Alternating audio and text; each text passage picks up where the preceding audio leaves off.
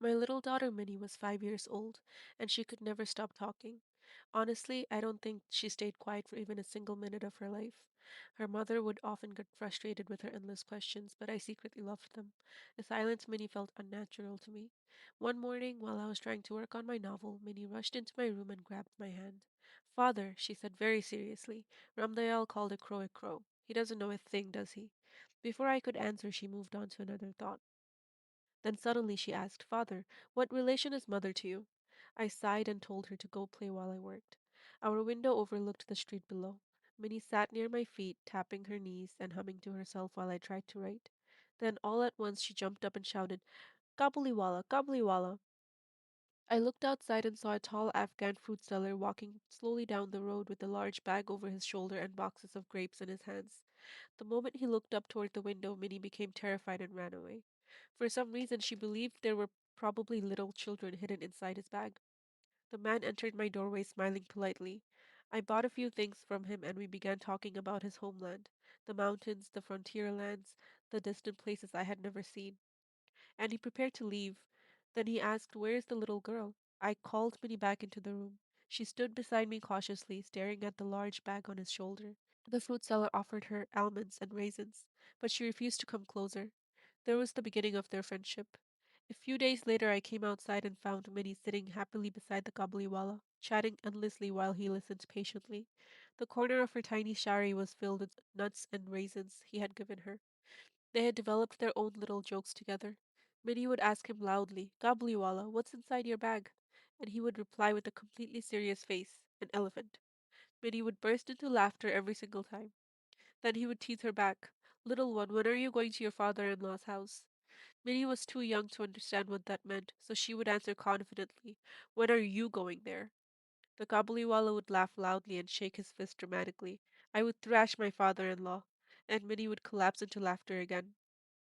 Watching them together fascinated me. This large wandering fruit seller from Afghanistan and my tiny Bengali daughter. Two completely different worlds somehow meeting in friendship. At times, speaking with the Kabuliwala made me dream of distant mountains and deserts. In my imagination, I could see caravans crossing rocky roads beneath endless skies. And Minnie's mother did not share my romantic imagination. She was deeply suspicious of him. Do people not kidnap children? She would ask anxiously. Couldn't a man like that carry away a small child? I told her it was highly unlikely, but her fears never fully disappeared. Still, the friendship continued. Then one winter morning, just before the Kabuliwala planned to return to Afghanistan, I heard shouting outside in the street. I looked out the window and saw a policeman dragging him away in chains. There had been an argument over money. In anger, he had stabbed a man. As the crowd gathered around him, little Minnie suddenly ran out calling Kabuliwala, Kabuliwala. The man's face instantly brightened, but this time he carried no bag. So Minnie skipped directly to her favorite question. Are you going to your father-in-law's house? The fruit seller laughed sadly and raised his chained hands. Yes, he said quietly, that is exactly where I am going. Soon after, he was sentenced to prison, and slowly with time he disappeared from our lives. Years passed, Minnie grew older. She no longer ran into my room talking endlessly the way she once had. Childhood quietly slipped away from our home. Then one autumn morning, during the season of Durga Puja, preparations began for Minnie's wedding. The house was filled with noise, lights, music, and celebration. But inside my heart was sorrow. My little girl was leaving home. That morning, as I sat reviewing wedding expenses, someone entered my room softly. At first, I did not recognize him. His hair was shorter now, his face older and worn. Then he smiled. It was the Kabuliwala. He had been released from prison only the night before.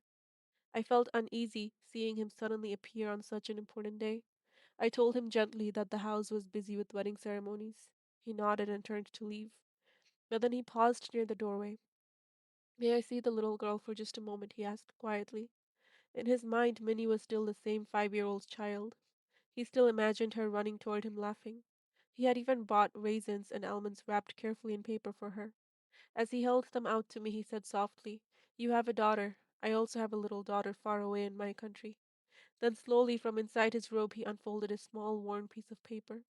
Pressed onto it were the tiny ink print of a child's hand, his daughter's hand. For years he had carried it close to his heart while wandering the streets of Calcutta alone. And in that moment, I suddenly understood him completely. He was not simply a fruit seller from a distant land. He was a father, just like me. I immediately called for Minnie. A few moments later, she entered the room, dressed in her wedding clothes. The little girl who once laughed endlessly was gone. Before us now stood a shy young bride. The Kabuliwala looked at her silently for a long moment. Then he smiled gently and asked, "Little one, are you going to your father in law's house?" This time Minnie understood the meaning of the question. Her face turned red with embarrassment, and she lowered her eyes without answering. The old friendship between them could not return. Too much time had passed. The Kabuliwala sat down heavily and sighed. Perhaps for the first time he realized that his own daughter had also grown up during the years he spent in prison. She too would now have changed. Perhaps she would no longer run into his arms the way she once had. I reached into my pocket and handed him money. "Go back to your daughter," I told him. "Go home to your own country." To afford this gift, I had to reduce some of the wedding celebrations. There would be fewer lights and less music. But somehow the wedding felt warmer and brighter to me that day, because somewhere far beyond our city, another father might finally be returning home to his child.